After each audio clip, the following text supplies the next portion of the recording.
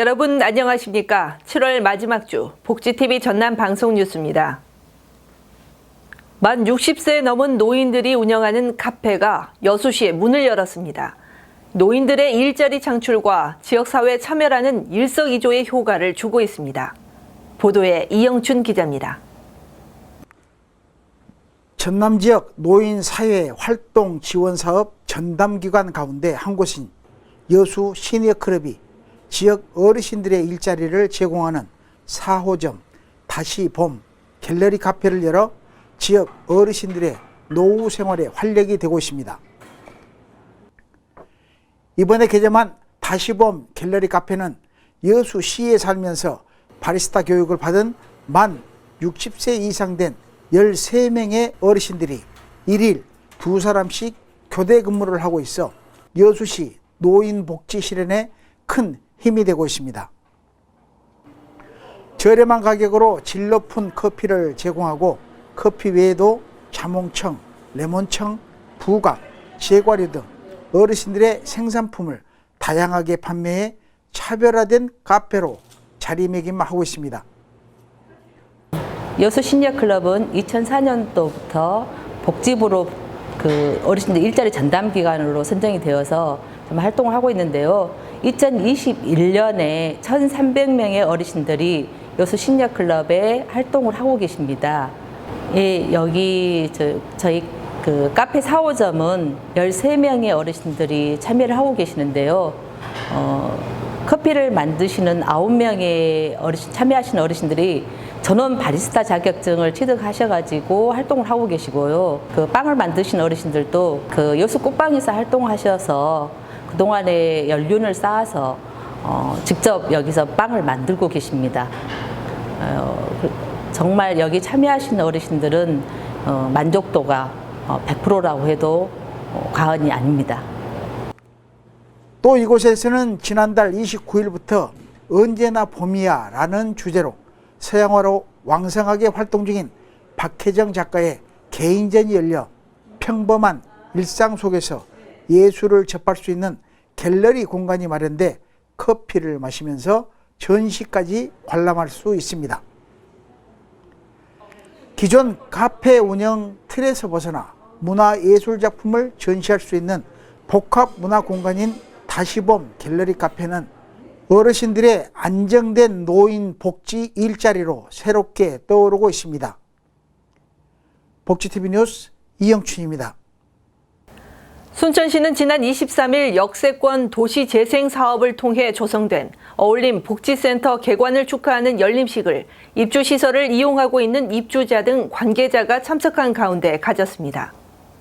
어울림 복지센터는 마을 공동체 회복을 위한 역세권 도시재생 사업으로 병원이나 시설에서 퇴원한 어르신들이 안정된 주거와 건강이 회복될 때까지 의료와 돌봄을 통합적으로 지원해주는 케어 안심주택과 입주하신 어르신들의 식사 제공과 건강 프로그램 운영을 위한 어울림 복지센터 등 2개 동으로 지난 6월 조성했습니다. 순천시는 도시재생 사업으로 조성된 어울림 복지센터를 통해 어르신들이 건강한 일상을 되찾는 데 큰 역할을 할 것으로 기대한다며 앞으로도 행복한 돌봄 시스템 구현을 위한 생활 SOC를 지속적으로 확대해 나가겠다고 밝혔습니다.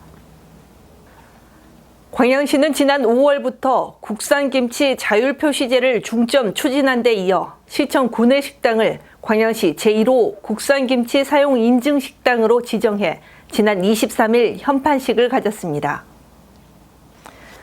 광양시는 이번 현판식을 계기로 국산김치 자율표시제가 조기에 확산 정착되도록 오는 9월까지 관내 음식점, 학교, 어린이집, 공공기관과 기업체 구내식당 등을 대상으로 400개소 이상을 인증 목표로 추진하고 있습니다. 광양시는 현재까지 일반 음식점 115개소와 학교, 어린이집, 기업체 등 단체 급식소 114개소를 비롯해 총 229개 업소가 인증 신청을 완료했습니다. 김부겸 국무총리는 지난 19일 나주시에 위치한 청년 농업인이 경영하는 머시머시 버섯 농장을 방문해 영농 현장을 둘러보며 청년 농업인들과 소통의 시간을 가졌습니다. 김 총리는 머시머시 농장의 임정아 대표로부터 농업 경영 현황 설명과 함께 청년 농업인들이 갖고 있는 농업에 대한 비전과 농업 경영, 그리고 농촌 생활에서 겪는 어려움 등을 청취하는 자리를 마련하고 정부가 도울 수 있는 게 뭐가 있는지를 직접 듣고자 이곳을 찾았다고 말했습니다. 또 김 총리는 코로나19로 농업 전반이 어려운 상황에서도 청년 농업인들이 지역 농업에 큰 힘이 되고 있다며 청년 농업인들의 아이디어와 열정이 곧 농업의 미래임을 강조하면서 안정적으로 농촌에 정착할 수 있도록 다양한 정책을 추진해 나갈 것임을 밝혔습니다. 전라남도는 집중호우 피해 지역 도민에게 주식회사 LG생활건강에서 후원한 생활용품을 사단법인 희망을 나누는 사람들을 통해 전달했습니다. 지난 20일 전남도청 광장에서 열린 생활용품 전달식에는 김영록 도지사와 정경식 주식회사 LG생활건강 부문장, 김동우 사단법인 희망을 나누는 사람들 부회장 등이 참석했습니다. 주식회사 LG생활건강과 사단법인 희망을 나누는 사람들은 샴푸, 린스, 바디워시, 치약, 칫솔 등으로 구성된 생활용품 11톤 트럭 10대 분량, 15억 원 상당의 물품을 집중호우 피해 지역인 고흥, 장흥, 강진, 해남 진도에 전달하게 됩니다.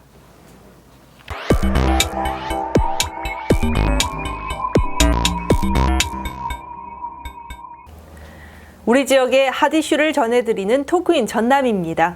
복지TV 전남방송 이영춘 기자와 함께합니다. 안녕하십니까? 안녕하십니까? 네, 한국 현대사의 아픔으로 기록된 여순 사건의 진상을 규명하고 희생자 명예회복을 위한 특별법이 마침내 공포됐죠? 네, 그렇습니다. 여수 순천 11구 사건 진상 규명과 희생자 명예회복에 관한 특별법이 국무회의 의결과 문재인 대통령의 재가를 거쳐 지난 20일 관보에 게재돼 공포됐습니다. 이제 공포 이후 6개월 뒤인 내년 1월부터는 본격적으로 진상규명과 희생자 명예회복을 위한 활동이 이루어지게 됐습니다. 여순 사건 특별법은 16대 국회부터 20대 국회까지 20년의 국회 장벽을 넘어 지난달 29일에서야 국회 본회의를 통과하기에 이르렀습니다. 네, 이제 부칙 조항에 따라 공포된 시간부터는 실무위원회 임명과 설립 준비 등을 할 수 있게 되겠네요. 네, 그렇습니다. 부칙 조항에 따라 법이 공포된 현 시간부터 위원회와 실무위원회의 위원 그리고 소속 직원의 임명과 위촉, 설립 준비 등의 준비 행위를 할 수 있습니다. 진상조사를 위해 국무총리 소속으로 여수 순천 11구 사건 진상규명과 희생자 명예회복위원회가 설치되고 전라남 도지사 소속의 실무위원회가 활동하게 됩니다. 진상규명 신고 접수는 위원회 구성이 완료된 날부터 1년간 이루어지며 최초 조사 개시 결정일부터 2년간 진상규명 조사와 자료 수집, 분석 등을 진행할 수 있게 됩니다. 특히 진상조사에서는 출석 요구에 불응할 경우 동행 명령장도 발부할 수 있게 된다는데 어떤 내용입니까? 위원회는 조사 대상자가 3회 이상 출석 요구에 불응할 경우 동행 명령장을 발부할 수 있습니다. 정당한 이유 없이 동행 명령장에 응하지 않으면 1천만 원 이하의 과태료가 부과되고 신고가 없더라도 여순 사건 진상규명에 해당된다고 인정할 만한 근거와 진상규명이 중대하다고 판단되면 위원회 의결을 거쳐 직권으로 조사를 할 수 있습니다.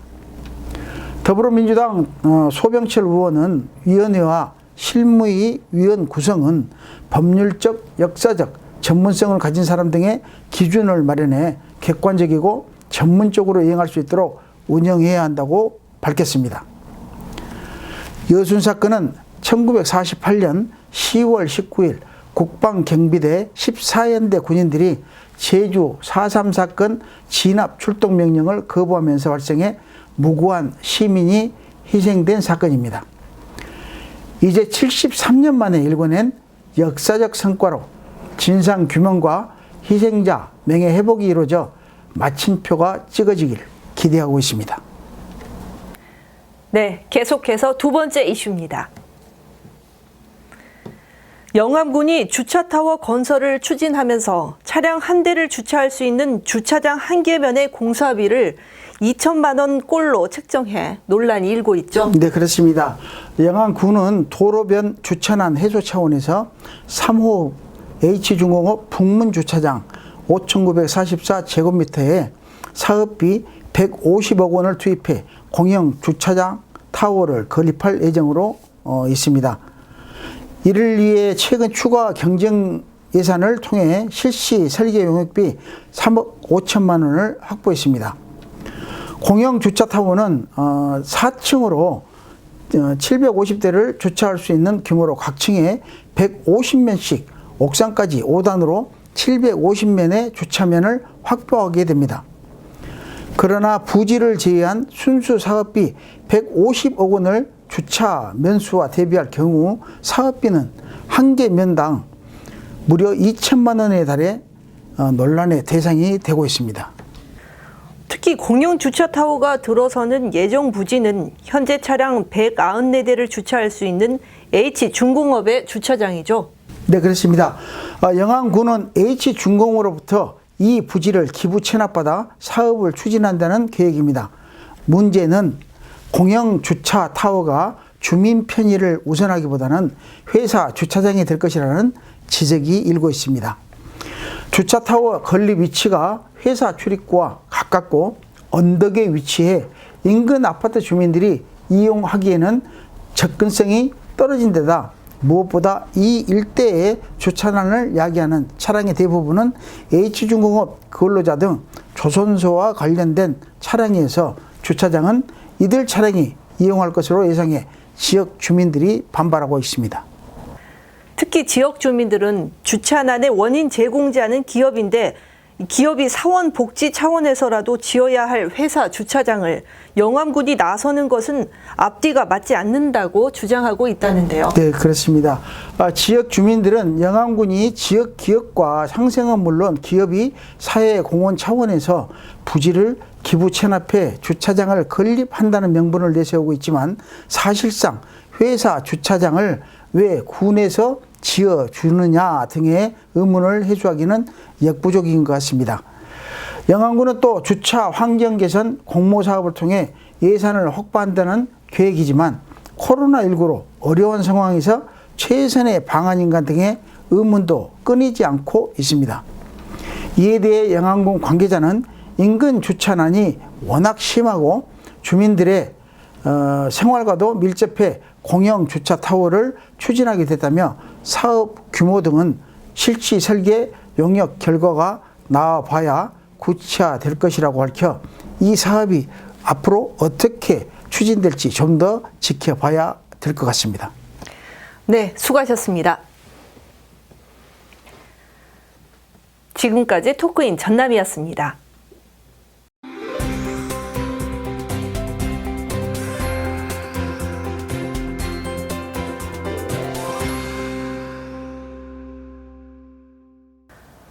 전라남도는 지난 20일 한국 맥도날드 주식회사 오뚜기, 델몬트, 주식회사 금화와 함께 전남 농축산물 소비 촉진과 농어가 소득 증대를 위한 업무 협약을 체결, 전남산 로컬푸드 소비 촉진과 판매 활성화에 상호 협력하기로 했습니다. 협약에 따라 전라남도는 로컬푸드를 안정적으로 공급하고 한국 맥도날드는 전남산 로컬푸드를 활용한 신제품 개발과 수요 창출 등 판매 활성화에 협력하고 주식회사 오뚜기와 한국 델몬트 후레쉬 프로듀스 그리고 주식회사 금화는 농축수산물 식재료 행사 기념품 명절 선물 등의 전남산 로컬푸드를 판매하고 소비 촉진에 앞장서게 됩니다. 순천의 명품 특산물인 매실이 지난 19일 숭주읍 소재 과수거점 산지유통센터에서 순천 매실 유럽 첫 수출 상차 행사를 갖고 수출길에 올랐습니다. 순천 매실은 오는 9월까지 3에서 4회에 걸쳐 95톤이 수출돼 스위스 제약회사인 스트라젠에 납품되며 간 기능성 식품인 네비커의 원료로 사용하게 돼 앞으로 매실의 유럽 수출길이 큰 폭으로 늘어날 것으로 전망하고 있습니다. 전라남도와 AK플라자는 지난 19일 코로나19로 판매에 어려움이 있는 농어가와 소상공인을 위해 전남산 농수특산물 판로 확대 업무 협약을 하고 전남산 우수 농수특산물의 온오프라인 판로 확대와 지역 경제 활성화를 위해 협력하기로 했습니다. 전남도는 신선하고 안전한 농수특산물 생산 공급 체계를 구축하고 AK플라자는 전남 농식품 생산 가공업체의 입점, 판매 수수료 우대와 직거래 장터 판촉 행사 개최를 비롯해 남도 장터와 AK몰을 연계한 전남산 농수특산물 온라인 판매망 확충 등을 지원하게 됩니다. 여수시는 도서민 해상교통 이용 편의 증진을 위해 여객선 이용 도서민을 대상으로 1,000원 요금제를 시행하기로 했습니다. 도서민 1,000원 여객선 요금제는 8월부터 본격 시행하고 시행 대상은 여객선 운임이 8,340원 미만인 생활 항로 구간인 신기에서 여천, 거문도에서 초도, 백야에서 상하와도, 그리고 계도에서 낭도 등 총 106개 구간으로 앞으로 이 항로 여객선을 이용하게 되는 도서민은 육지 대중교통 수준으로 혜택을 누릴 수 있게 됩니다.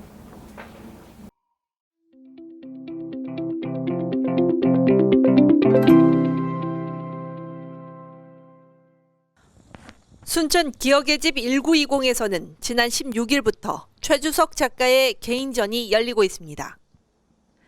빛 갯벌이라는 주제로 열리고 있는 이번 전시회는 작가가 평소 다니던 여행지에서 만난 갯벌 풍경을 화폭에 담아낸 작품이 오는 8월 2일까지 선을 보이고 있습니다.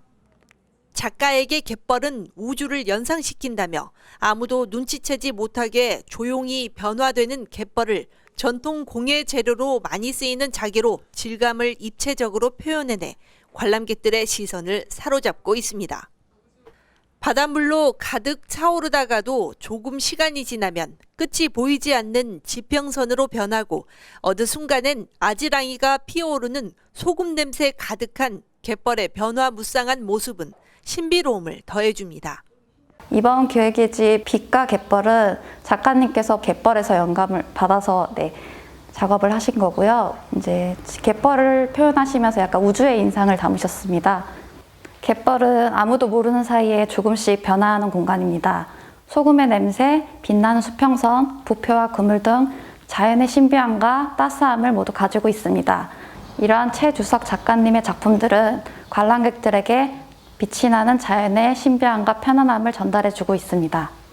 최주석 작가는 카파 국제미술상 최우수상 등 여러 수상 경력과 개인전 13회와 단체전 등 조형예술로 활발한 작품 활동과 함께 화폭을 넓혀왔습니다. 갯벌을 빛나는 기억 속의 작은 우주라고 명명한 작가가 캔버스에 그려낸 이번 작품들은 자연이 주는 편안함과 따스함을 느끼게 해주는 정감의 자리가 되고 있습니다. 복지TV 뉴스 이소영입니다. 최근 지역 내 코로나19 확진자 수가 급증하면서 불안감도 높아지고 있습니다. 모두가 하나 돼서 마스크와 거리 두기 수칙 잘 지키며 한 주일 맞이해야겠습니다. 이상으로 뉴스를 모두 마치겠습니다. 오늘도 함께해 주신 여러분 고맙습니다.